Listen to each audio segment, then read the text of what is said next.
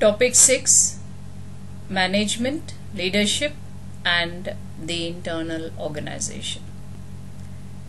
At the end of this topic, students will be able to define management, identify the types of skills needed for managerial success, summarize the importance of planning, distinguish among the different types of planning, describe strategic planning process, contrast the types of business decisions, list the steps in the decision-making process, define leadership, compare the different leadership styles, discuss the meaning and importance of corporate culture, identify the major forms of departmentalization, and identify the types of organizational structures.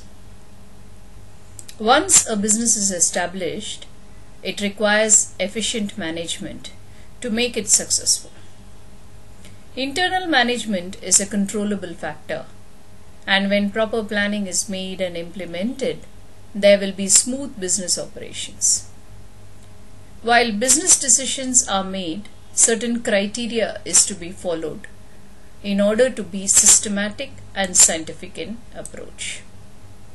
Leadership qualities of managers should also match with goals and mission statements, and at the same time be employee friendly.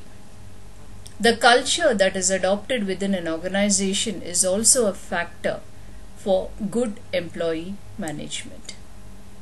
To make tasks easier, they can be divided into smaller units and delegated to different people through departmentalization to achieve quicker and better results.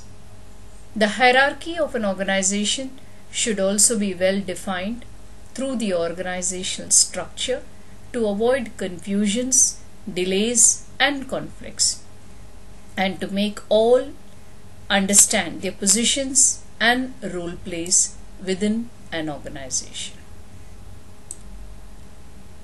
Definition of management.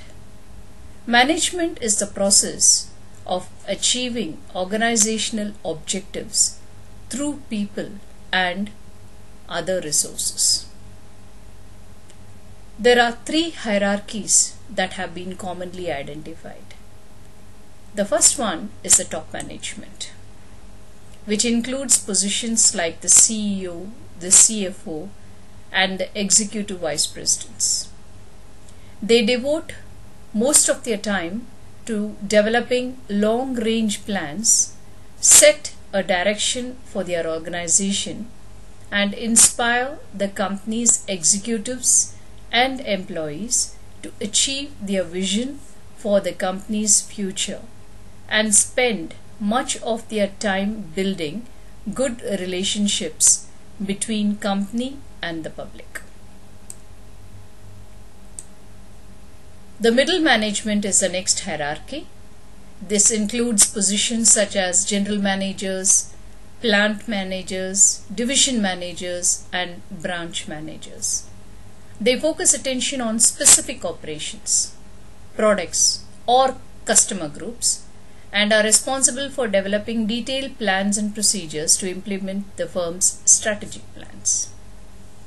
The last or the third level in hierarchy would be the first line managers. It includes positions such as the supervisor, the line manager, and group or team leader.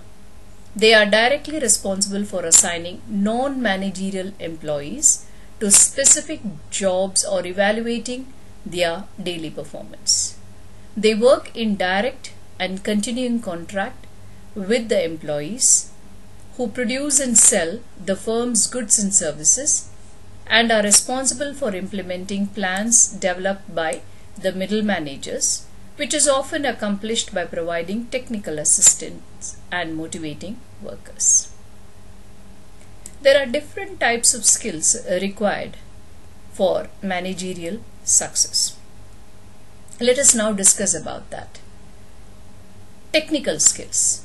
The manager's ability to understand and use techniques, knowledge, and tools and equipment of a specific discipline or department particularly important for first-line managers, but are somewhat important even as individuals move up the managerial hierarchy. Human skills. The interpersonal skills that enable a manager to work effectively with and through people include the ability to communicate with, motivate, and lead employees to accomplish assigned tasks. These skills are needed in working with people, both internal and external to the organization. Increasing globalization has intensified the need for these skills throughout all managerial levels. Many companies are becoming increasingly focused on developing these skills in their employees and managers. Conceptual skills determines a manager's ability to see the big picture by acquiring, analyzing, and interpreting information, especially important for managers at the upper level, who must develop long-range plans. Special skills for overseas managers.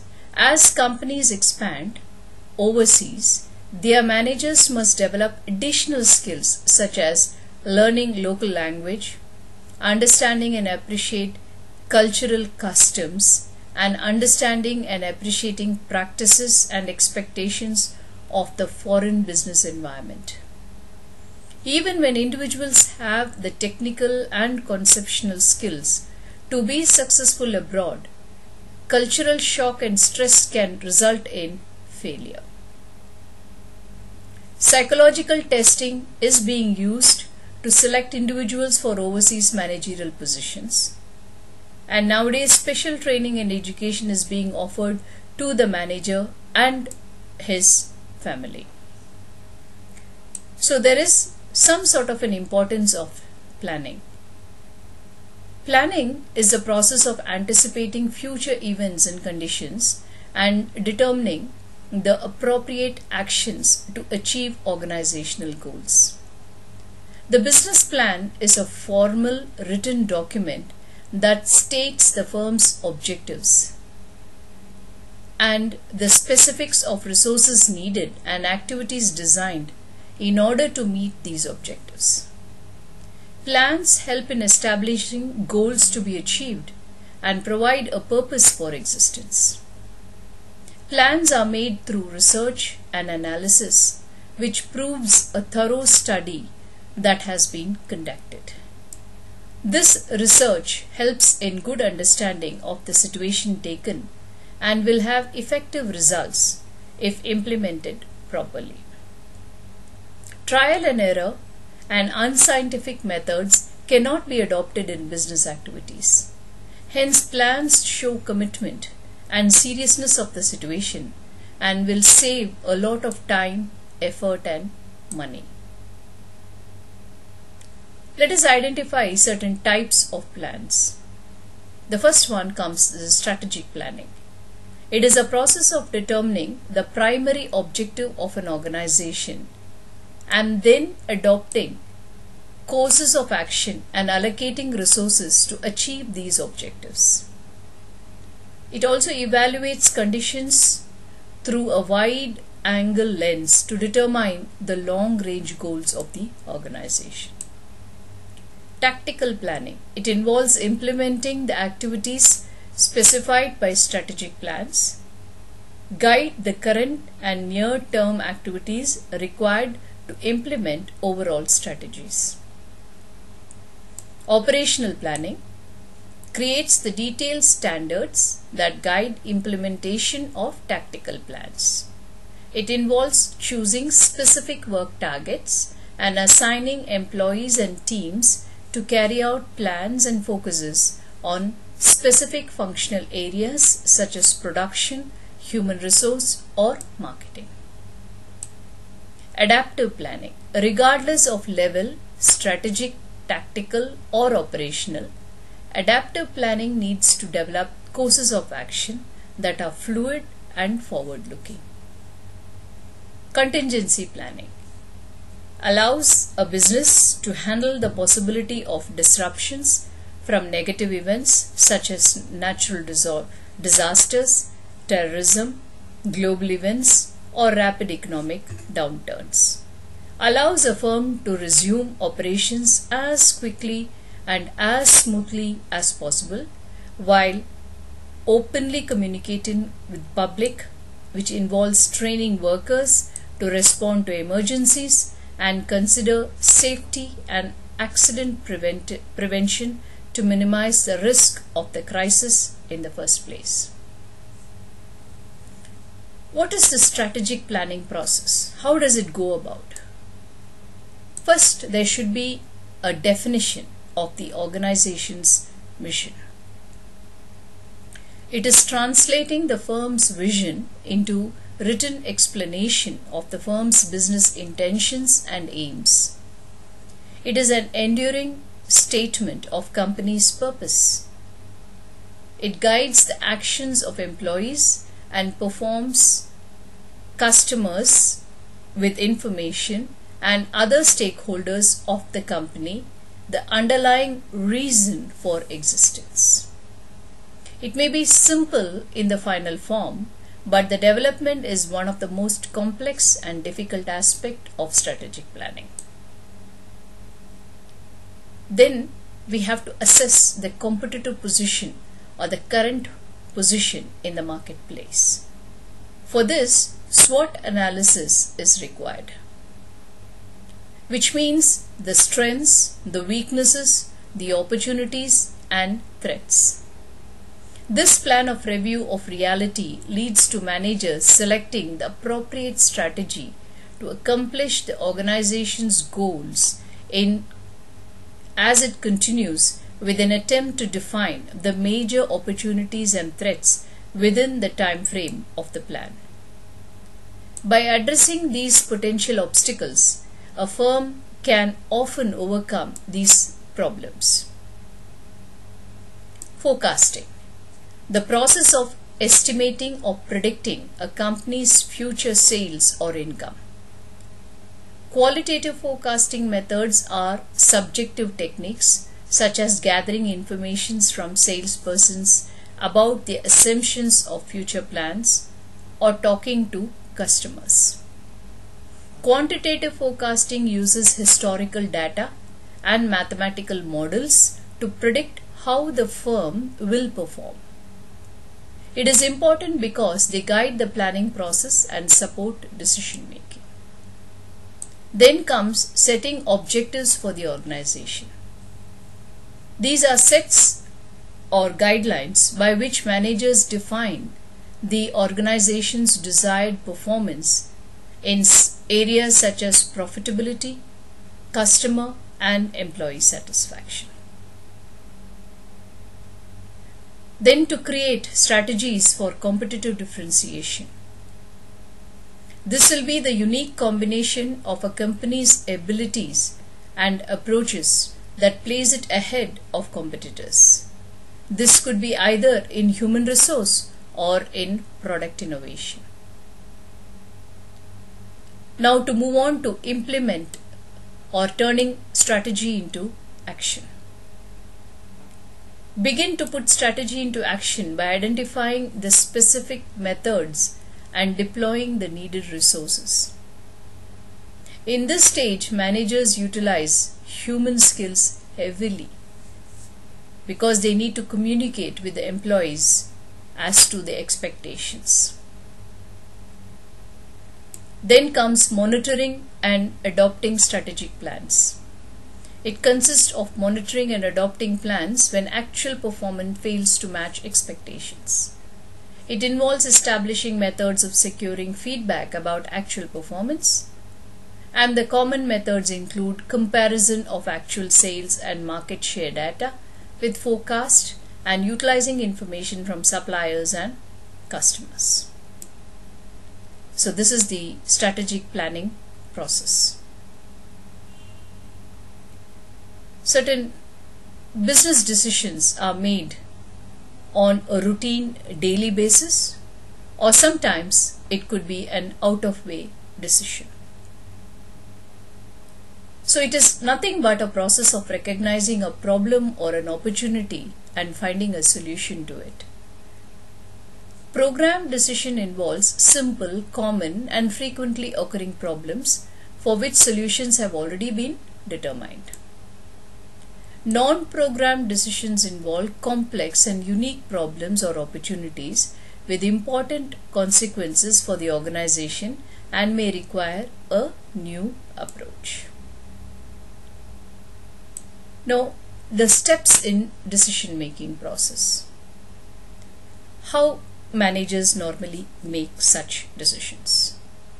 They utilize intuition, gut feeling, instinct, or previous experience. These are the common frequent methods adopted by managers.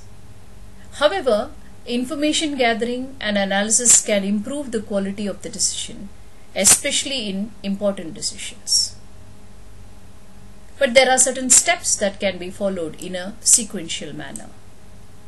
First and foremost, recognition of the problem or opportunity, then development of alternative courses of action, then comes evaluation of the alternatives, that is each of these alternatives, then selection and implementation of the chosen alternative, that is you can choose only one and implement it, and lastly to follow up to determine the effectiveness of such a decision.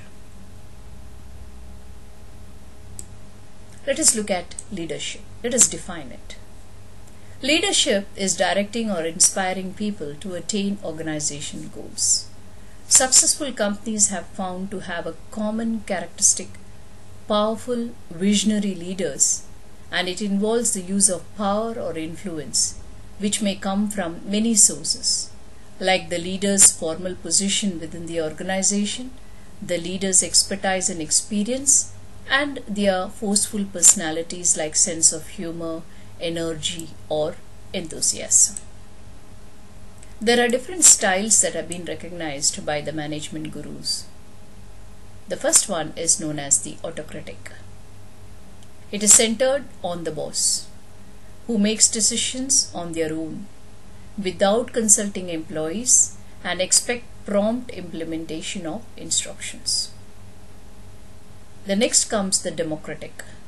It involves subordinates in decision making and is employee centered. Then comes the free rein, also known as the laissez-faire. It believes in minimal supervision, leave most decision making to its subordinates, communicate with whomever is necessary and whenever needed. Empowerment is a new way of trying to maintain a leadership. It is a practice in which managers lead employees by sharing power, responsibility, and decision making. This is more on the basis of involvement from the employees. Now, which leadership style is best? It depends on the function of the leader, subordinates, and the situation. So, no one single leadership style has been determined to be the best, even after numerous research studies. Factors such as the leader's base power, the difficulty of the task, the characteristics of the employees, they all help to determine which style is most appropriate under those circumstances. What is corporate culture? The company's system of principles, beliefs, and values influenced by managerial philosophies, communications, workplace environment, and workplace practices are known as corporate culture. They are nothing but the symbols, the rituals, and ceremonies which actually reinforce such culture, typically shared by the organization founders and by those who succeed them. Sometimes this transfer of culture to new employees is part of the formal training, can impact the company's success in numerous and fundamental ways. A strong culture encourages everyone to know and support the same objectives. Some major forms of departmentalization. For that, we have to understand what departmentalization is. It is the process of dividing work activities into units within the organization, which lets employees specialize in certain jobs, thus promoting increased efficiency and effectiveness. There are 5 identified such forms. The first one is known as the product departmentalization. It organizes work units based on goods and services a company offers. This is especially possible in those companies where more than one goods or services are produced or traded. Geographic departmentalization. It organizes units by geographic regions, either within the country or throughout the world. It could be domestic, international, or it could be north, south, east, west, etc. Depends. Then comes the customer departmentalization. It offers a variety of goods or services targeted to different types of customers. Example, individual customers, business customers, government as customers, etc. Functional departmentalization. This is the most common form of departmentalization found in most of the organization. It organizes work units according to business functions like marketing department,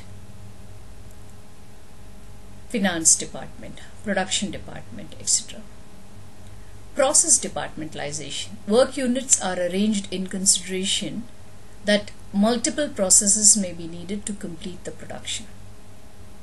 This is especially important in such organizations where there is a manufacturing process that undergoes different, stages. A single company may utilize several forms. As companies grow and change, restructuring is also very common. Types of organizational structures. A structured grouping that permits interactions among individuals and departments is needed to achieve common objectives and the company's goals. An organizational chart is prepared, which is the physical representation of the structure. Line organization is the oldest and the simplest form, which establishes a direct flow of authority from the chief executive to the subordinate. It has a clear chain of command, a set of relationships that indicate who gives direction to whom and who reports to whom. It helps to prevent buck passing and most effective in small organizations. Disadvantage is that managers are held accountable even though they may lack expertise in that area and can also easily be overburdened with administrative details. Line and staff organization actually combines the direct flow of authority and quick decision making and communications of a line organization with staff departments' expert knowledge and the ability to serve, advise and support the line departments. Line departments participate directly in decisions that affect the core responsibilities. Staff departments lend specialized technical support, and line managers form a part of the primary line of authority and interact directly with the various business functions such as finance. Staff managers provide information, advice or technical assistance to aid the line managers and do not have authority to give orders outside their own departments. Most appropriate in mid-sized and large corporations. The next one is the committee type of organization, where it places authority and responsibility jointly in the hands of a group of individuals rather than a single manager. The committee evaluates ideas in terms of prescribed criteria, tend to act slowly and conservatively, and additionally can make decisions by comprising conflicting interest rather than by choosing the best alternative. Matrix organization, increasingly common in organization, and links employees from different parts of the organization to work together on specific projects. Each employee reports to 2 managers, 1 line manager and 1 project manager. The horizontal authority is temporary and is over when the project is completed. The vertical authority comes from their own permanent functional department. It is very commonly found in construction industry.